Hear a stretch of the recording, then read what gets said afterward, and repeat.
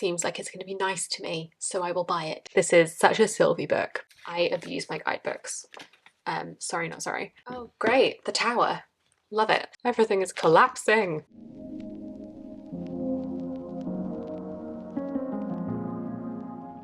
Hello everybody, it's Sylvie. Welcome back to Tarot Magpie. I hope you're doing all kinds of good. Today's video is going to be a good old-fashioned haul video, and when I say haul, I have so much stuff to show you.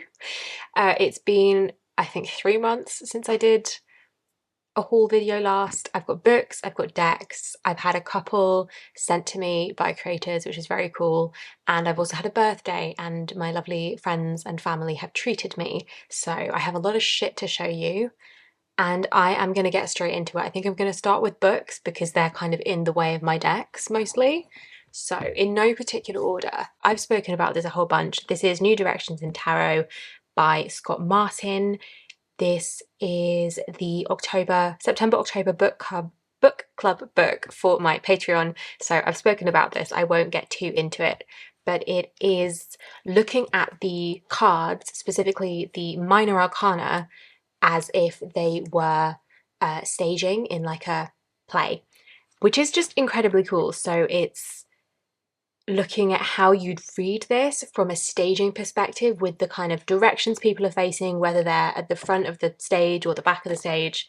There's also some really great exercises in here, and it's incredibly cool. I'm really enjoying reading it. I feel like it's a really cool perspective to see the tarot from. So yeah, that is the first thing that I am showing you. Right, when I say no particular order, I really mean it. So this is The Artist's Way by Julia Cameron. I have been kind of vaguely interested in this forever, and then I bought it for £3.50 from a charity shop. I haven't dug into this yet. I've had this sitting on my shelf for a good couple of months already, but I'm kind of interested.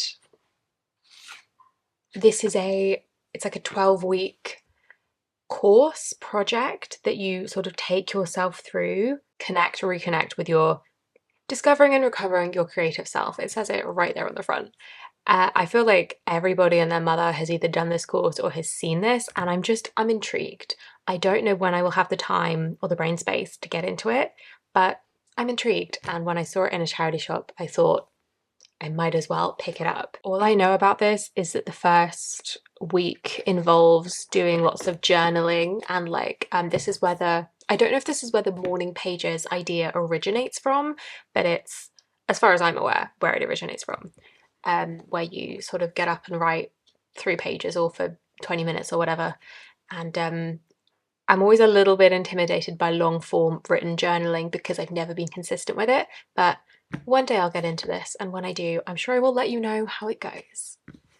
Okay, this is another one that I have talked about a lot, The Web of Meaning by Jeremy Lent. This has been in my recent decks on my desk, or I suppose books on my desk, and I'm absolutely loving it. It is this kind of philosophy and science. It says here, integrating science and traditional wisdom to find our place in the universe. Where am I? I'm in chapter 5. And so far it's looked at Taoism, as well as different, there's been some like neuroscience in here, philosophy, like the moods of a worm. Like, what more could you want from a book, quite frankly? Ideas of the self, and loads about the patterning instinct of humans. So he's written this other book, The Patterning Instinct, which I now have on my wish list and want to read because I love me a pattern, I love me a system and a structure and a framework. That is old news, we all know this about me. But the way that humans look for patterns in things, like pattern recognition, is such a big part of our neuro process, our psychology. Anyway, I'm loving this. This is such a Sylvie book. So, The Web of Meaning. This is another one that I think I've mentioned on the channel before. Self by Barry Dainton is a straight up philosophy book. It's about ideas of the self. I'm about to start chapter 5, Selves, Powers and Subjects. And this is really interesting. It's such an introduction to philosophy for me. I don't know if it's the best introduction. It's just the one that I bought. I have never done any real reading or study of philosophy And so I'm kind of getting into it now and I'm enjoying this. I'm finding it very readable. It is about different ideas of the self. We've done a lot about Locke. We've done a lot about who came before Locke in this book? Descartes. I take notes. I type them up because my brain is a sieve and I don't remember anything. But this is very interesting and very cool to read alongside each other, which wasn't particularly intentional. Like I decided to read them both at around the same time, but not because I was reading the other one. So not super intentional to read them both, but I am enjoying reading them both together. I think they complement each other quite well. This is internal, individual. This is external, multi-participant kind of thinking. So these are very cool. Also on the philosophy kick, I bought C.J. Young's collected works, The Basics by Anne Yeoman and Kevin Liu. I think this particular edition is a updated edition or a reissue, because I think when I was looking online to find this to link it in a previous video, there's a previous edition. But have I cracked this open? No. I had high hopes for what I get up to in September. I did not do well at that. So it's kind of off my priority TBR, but I still very much want to get into it because I know there has been a lot of Jungian psychology discussion in and around the tarot. So it's kind of an intro to Jung, basically.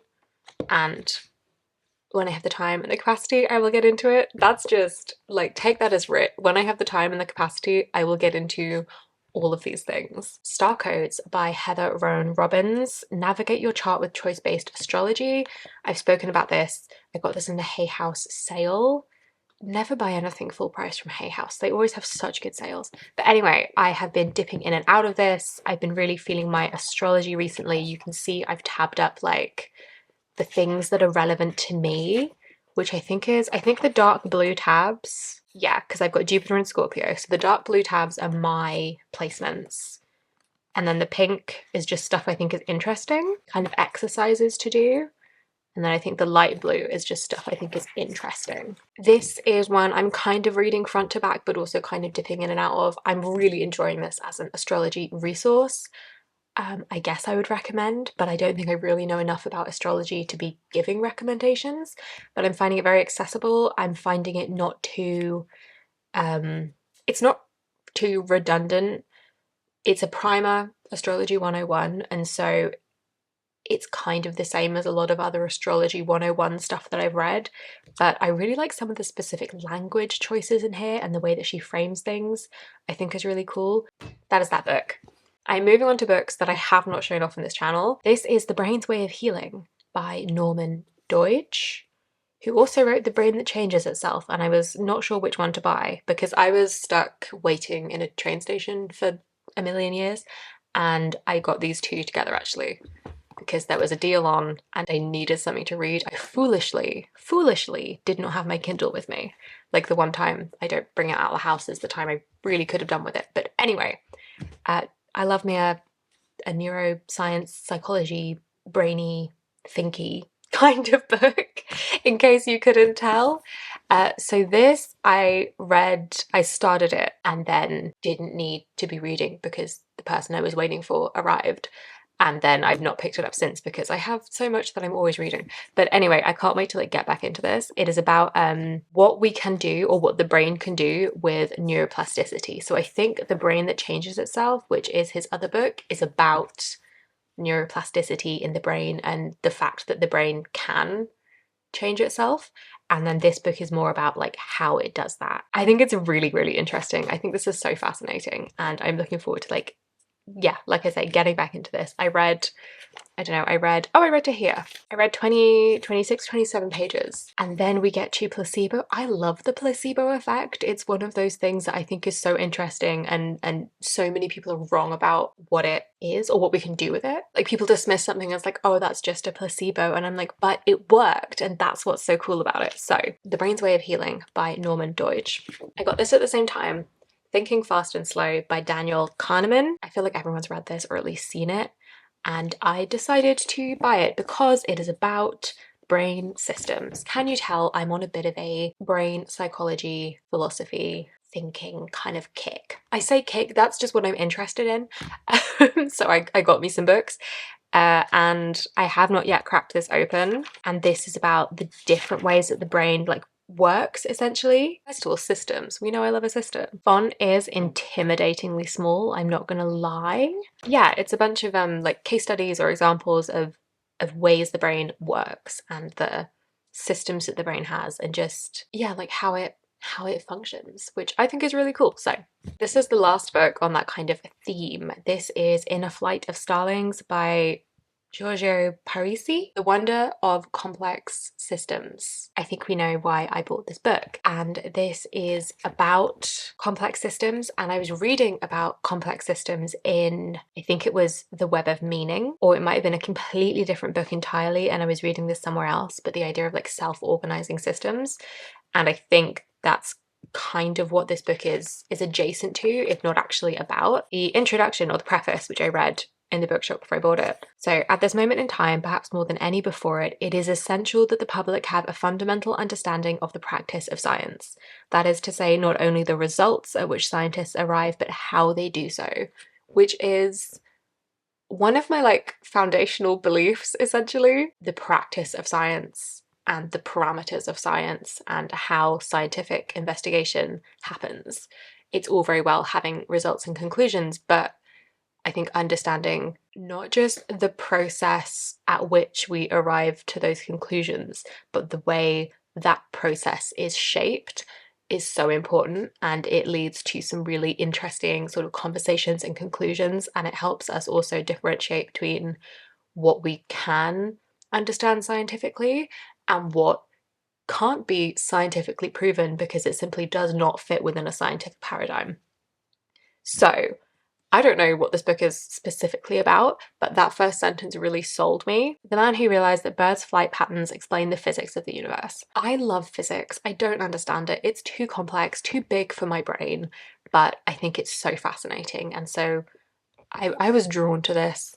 And it's a teeny tiny little book, and I will eventually get around to reading it, hopefully sooner rather than later, but as you can see, I have a lot of new stuff to get through. So, right, that is the last of the science, and now I'm going to show you my exciting birthday books. So, this one does not fit in frame, and for that, I apologise, but I was aghast at this book. I was so excited. Oh my goodness, I still am.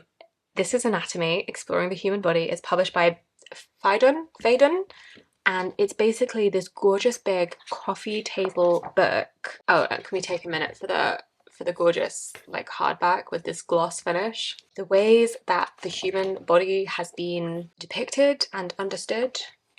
And so we've got all these like anatomical drawings, and then art installations and like x-rays and close-up photos.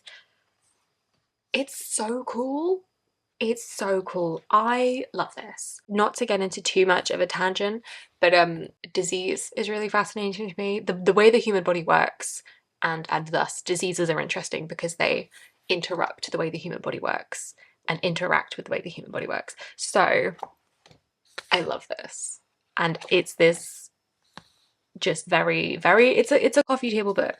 And I think it's extremely, extremely interesting, and I can't wait to just kind of keep flipping through it forever. It's obviously not like I read it front to back book, but then we've got a timeline, got our Venus figure, love those. Thrilled about this. My in-laws got this for me, and I'm so excited. Also for my birthday, Natalie Haynes's Divine Might, Goddesses in Greek Myth. I really love Natalie Haynes. I've read Pandora's Jar. I've also read, oh my goodness, what was it called? 1,000 Ships that she wrote. That was a fiction on the Trojan War from the perspective of all these different women kind of interweaving. So good. And this has been, I think it's very recently out in paperback. I could be wrong. And the goddesses that we're talking about, oh, I'm so excited. The Muses. Hera, Aphrodite, my girl, Artemis, Demeter, Hestia, Athene, and the Furies. I can't wait to get into this. The Muses and the Furies to like bookend this. I'm just deeply excited to read this. I trust Natalie Haynes. I'm extremely excited to get into this one. Okay, these last 3 books I'm giddy about. These were my birthday present from my partner, and they got me 3 of the gorgeous Taschen the Library of Esoterica. They got me Sacred Sites.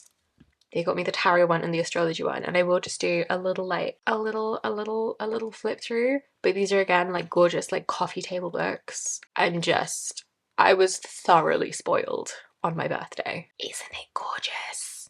I love this. But yeah, so the Sacred Sites one is recently published. I think it's the most recently published. I won't dwell too much on this because it is very much a kind of coffee table book. This video is already getting long, but that's the Sacred Sites. Ooh, they got me the astrology one. It's just some absolutely gorgeous pieces of art in these. These are such good like resource books for when I want to find some cool artwork for whatever reason. And I can go and find more by different artists. So we have the planets, the zodiac, and then there's also this little like at the end here, this like how to astrology kind of 101 with the houses and stuff like that. So, oh, it's just gorgeous. Is it not? Is it not? That is the astrology. And then the tarot one as well. This is really fun to flip through because I'm like, I have this deck, that's the Tantric Dakini, and like, oh, I know that deck.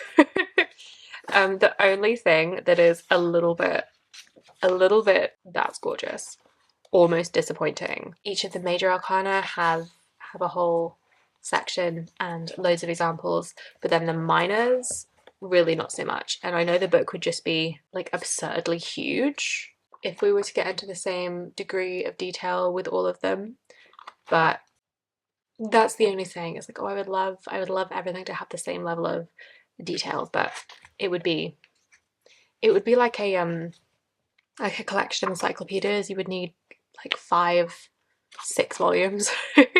So yes. And that is the tarot book from the Library of Esoterica. That is it for the books. I'm going to get into the decks next. So first up, I've got the Medieval Feathers Tarot. I have done a video about this deck. I did a sort of like a walkthrough unboxing situation.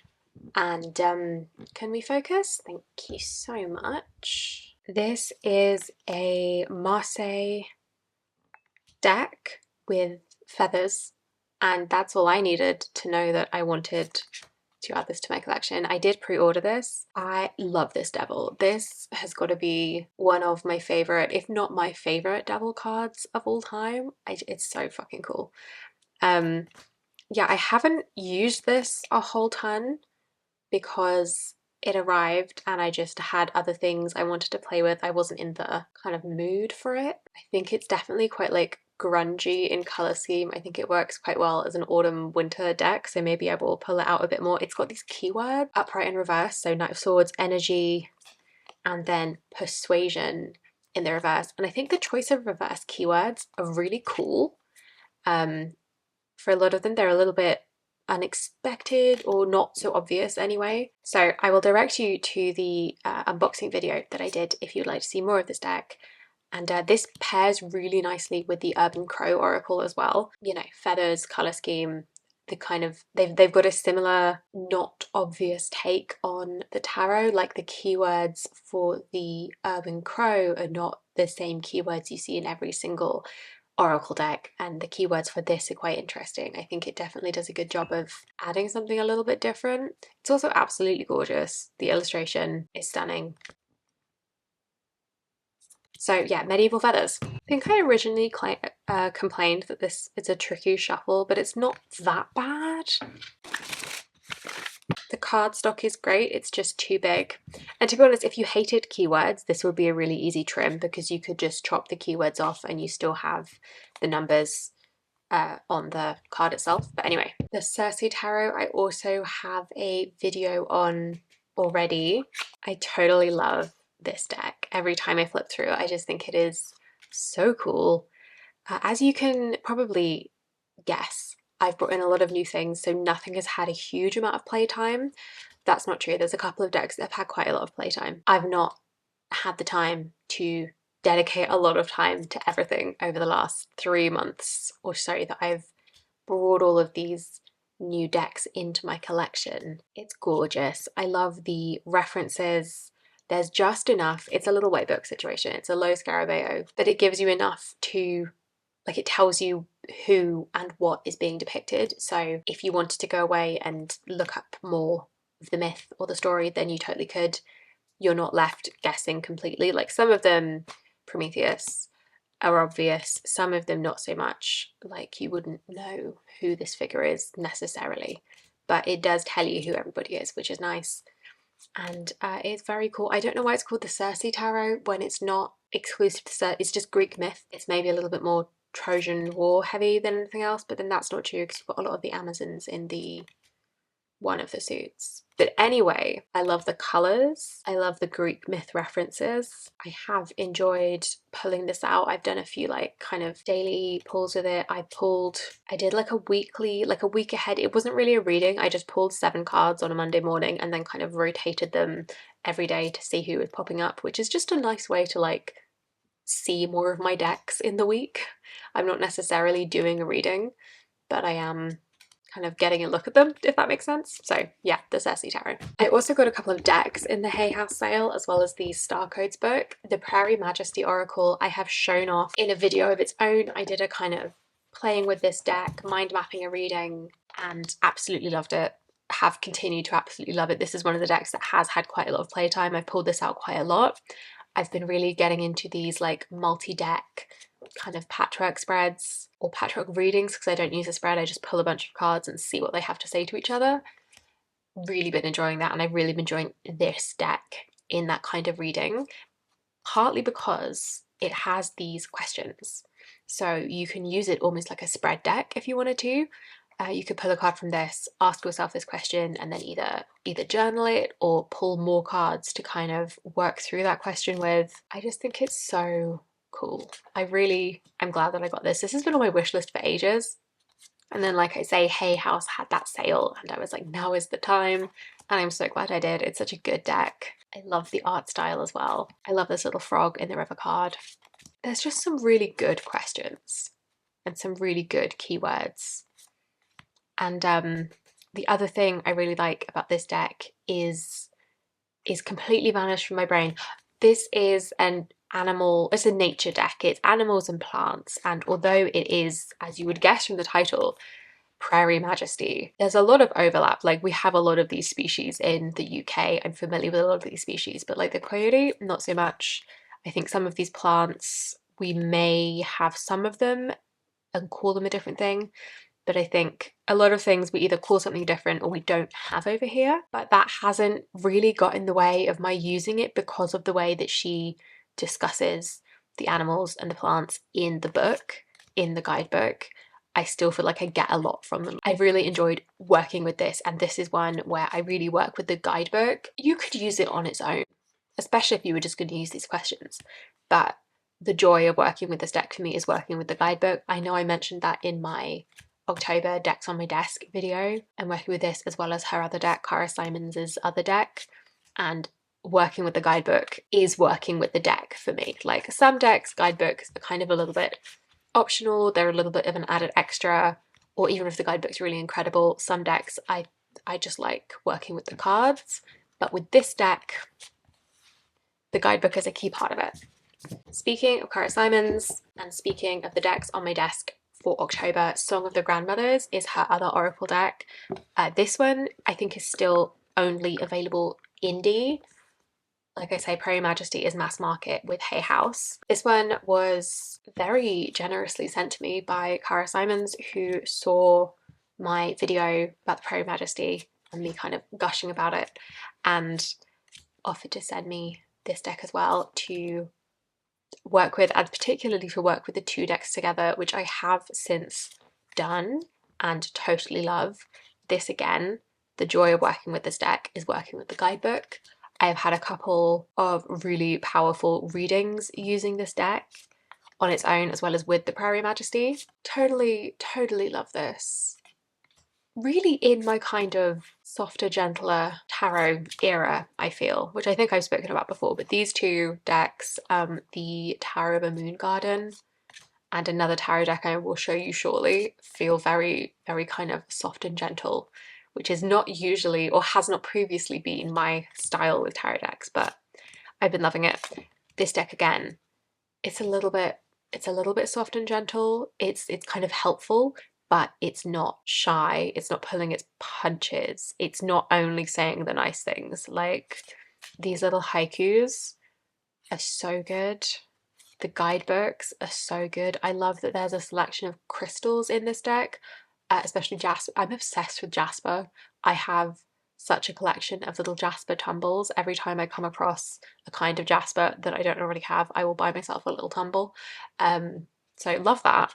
But yeah, like these words, grandfather horse, volunteer, honorable heart, your willingness to carry lightens the world's load. These are in suits, as is the Peri Majesty. I think the yellow is service. I have done a couple readings with it. I've really loved it. I have not had this deck very long, so I'm sure I will continue to work with it.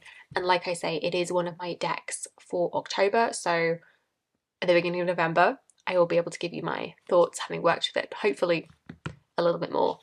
We'll see how busy my October ends up being. Also in the Hay House sale, I got the Moonology Messages Oracle, which is the only oracle I have any interest in by Yasmin Boland. Her other ones do not call to me, but this one is pretty.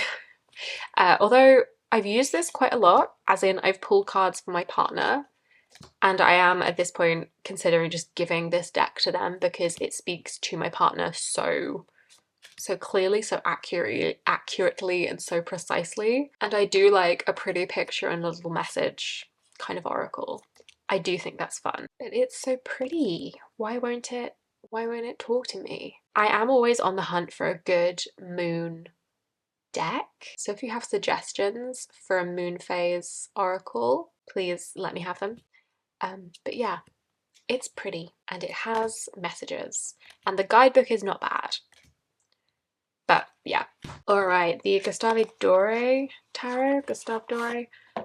This was something of an impulse purchase, by which I mean I'd seen it before, I'd decided I wanted it, but the day I actually bought it, it was an impulse purchase.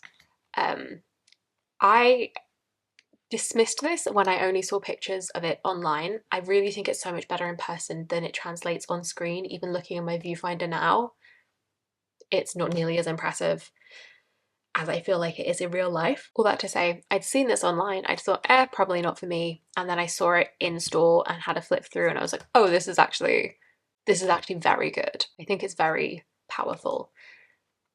It is one of those, this is just so good. It is one of those curated art decks. These pieces were not designed for the tarot. The tarot has been made out of his artwork. So some of them are a little bit less, like here, this one is kind of blurry, and I assume it's because they've cropped in on a bigger piece. But I think it does work really well. The color palette is black and white, but it's also this kind of greeny tinged black and white. I really like it. I've been on such a black and white kick. I have, and you will see two more in this video, but I have like a whole bunch of black and white decks at the moment and I'm really enjoying them. This was an impulse buy. I am not upset with it. I do add this to my ever-growing list of decks I want to do a bit of a deep dive with, because I think it would be very cool to find which piece each of these cards are pulled from. I'm hoping somebody on the internet has already done that work for me because I am not familiar with his artwork. It would be very cool to find where all of these pieces come from and then use that to interpret the card or interpret the art piece along with the card. I think you know what I mean. It's added context, and I think that would be a very cool deck study to do. I think for the most part, this reads quite easily.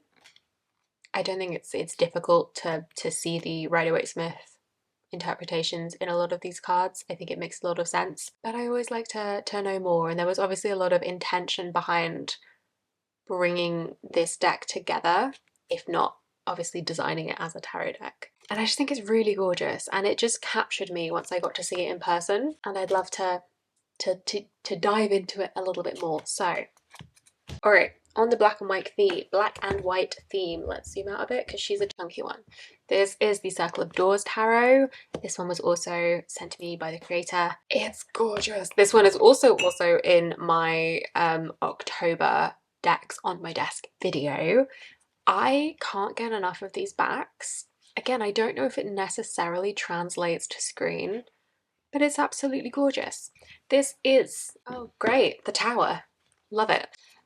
This is another black and white kind of deck, and I was thrilled to receive a copy from the creators because I remember watching Natalia at Tarot Shrink. She did a review of this and I was captivated.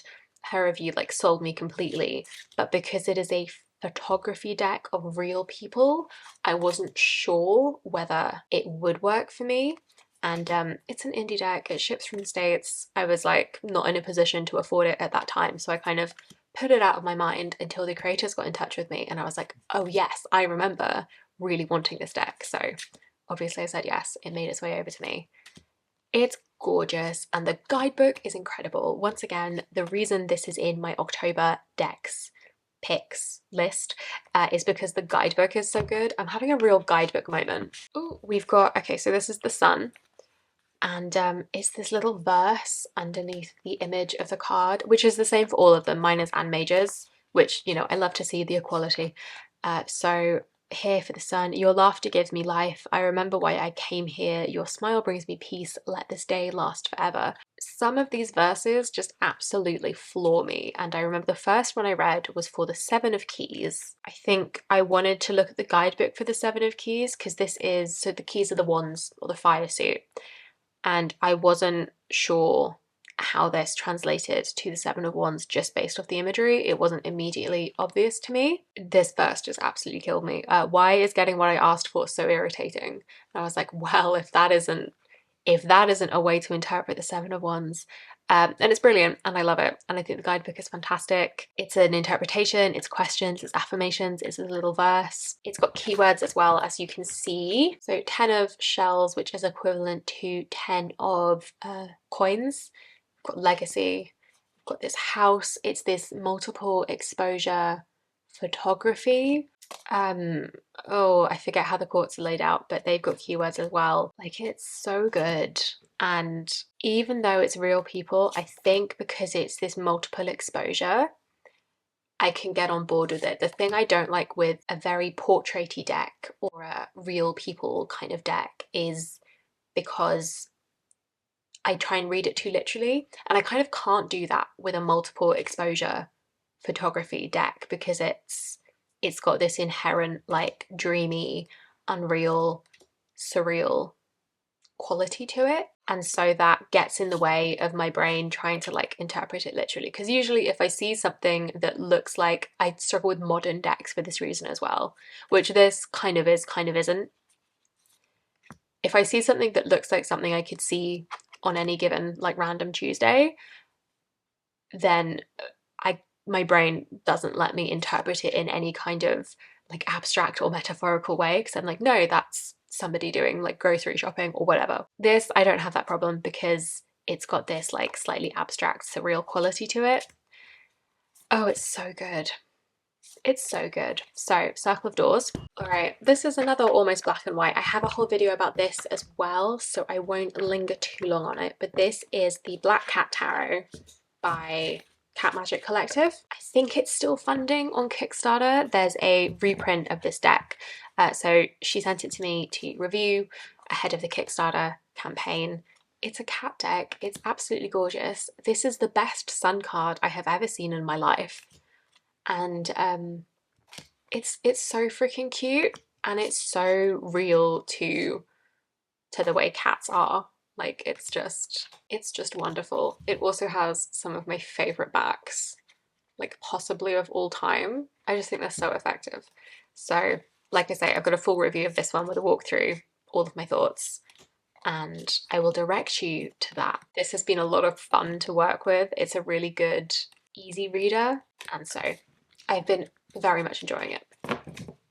Finally is the deck that actually is the oldest of this haul. It is the Sistine Tarot by Rose Bay. This is now out of print. It was only up on Make Playing Cards for a limited time. And I know I talked about it a bunch when I first got it and then didn't because I was talking about other things. But oh, it's beautiful. You know, I love a collage deck. The color palette is gorgeous. Like this chariot. Oh, I love it. It's totally beautiful, and I love the roses. I love the recurring motifs. There's a lot of kind of Catholic imagery symbolism throughout. There's roses. I just think it's absolutely stunning. And I won't linger too long on this one either because, like I say, it is out of print. Yeah, I think this is so clever. We've got Lana in several different cards, which I feel like was quite a controversial choice, but you know, it's her deck. I like it though. How good is that Ace of Swords? I'm rambling at this point, and I love this deck and I think it's really pretty, so I could very easily just flip through the whole thing. I know I have a collage decks video with this deck in it, and I do a sort of semi-comparison between this and a couple of others, so I'll link that one as well for you if you're interested, especially maybe if you missed out on this deck and are wanting something collagey, you might see something in that video that you like. But yes, that is finally everything. I'm such a liar, there's 3 more decks. So the Spirit Animal Tarot, which I think is also called the Animal Wisdom Tarot. I don't know which one is more recent. I hate the cardstock. It's that slimy, glossy cardstock. This was an impulse buy because I found it for £10 in TK Maxx. And what sold me was on the box this otter for 3 of shells, which is cups. I was having a day and I saw this for a tenner and I was like, that seems like it's going to be nice to me, so I will buy it. And I did, and I love it. I absolutely love this deck. The cardstock's terrible. I don't even care. It's just it's so pretty. It's so sweet. The guidebook really got to me. I did a reading with this. I think it was one of the spreads that comes in the guidebook. And it was just so spookily accurate and on point that I was just like, right, well, this is never leaving my possession, because anything that is that accurate, that is that true to reality, you know, you've got to listen to it. So one of many animal decks that is in my collection, and I really love it. There's a magpie, so love it. Right, and finally, I got a couple of decks for my birthday. So also on the animal theme, this is Woodland Wardens, the Oracle deck that I think I'm the last person on the planet to get. I am going to trim this because these white borders are atrocious. It's so off-center. But anyway, I've been umming and ahhing about this forever, but it's really pretty. And I do like some of the keywords, and I do love an animal deck. So I was extremely happy to get this for my birthday. These borders are really bad, but the snail and huckleberry, I was flipping through this because I opened all my presents at like 8:30 in the morning in bed like a child with my partner, and I was flipping through this and we were saying that the names, the titles sound like they could be British pubs, like the Martin and Foxglove, the Turtle and Coriander. I would absolutely go to that pub. The Weasel and Pine, like that's such a pub name. So I don't know, if you're running a D&D campaign and you need good pub names, this is the deck. The Squirrel and Chestnut. Anyway, I literally acquired this 2 days ago, have not yet done anything but flip through. I'm sure this will show up in a video sooner rather than later. And then finally, my sister got me the Every Little Thing You Do Is Magic Tarot, which is quite a new release, I think, or at least new to my knowledge. It's a collage deck with animals. It's so Sylvie, and I immediately put it on my wish list, and I was thrilled that my sister got this for me because like it's so new, and obviously she didn't know that. I think she just picked one that looks cool. That's usually what she does, is she picks like a book or a deck that just has a cool cover, which I cannot fault her for because it usually pays off. But doesn't this look like an indie deck? Like, I'm so impressed. This is mass market, and I'm like, this looks like an indie deck that might usually cost quite a lot of money. So I'm just really impressed that this is so much more available than a lot of indie decks. I think a lot of people are going to get a kick out of this. I think it's so pretty. And the thing that really sold me on this was the guidebook, because for each card, I abuse my guidebooks. Sorry, not sorry. It's got a crystal, mood music, and like scents for each of the cards, which I just think it's fun. It's a little bit different. I think it's really cool. So here, Five of Swords, seaweed and fresh ocean waves. Isn't that good? So that is actually everything from me. I am racing against the clock and my battery, so I'm gonna leave it here. I think I have almost an hour of footage. This is gonna be a nightmare to edit. This was a really, really bumper haul. Like I say, it was my birthday. I've been sent a couple things. I did a few little impulse buys because I've been to like a couple of witchcraft markets and stuff. But anyway, I'm thrilled with all the lovely things in my collection. And hopefully the next haul video I do will not be quite as abundant, because I now have to stop spending money on me and start spending money on other people for all of the October birthdays and then Christmas. I really hope you've enjoyed. If you made it to the end, let me know. Let me know if there are any decks or books that you would like to see featured, a review, a more in-depth video, all that good stuff. Thank you so much for watching. Give me a like if you liked it, subscribe if you haven't already, and I will see you in the next one. Bye.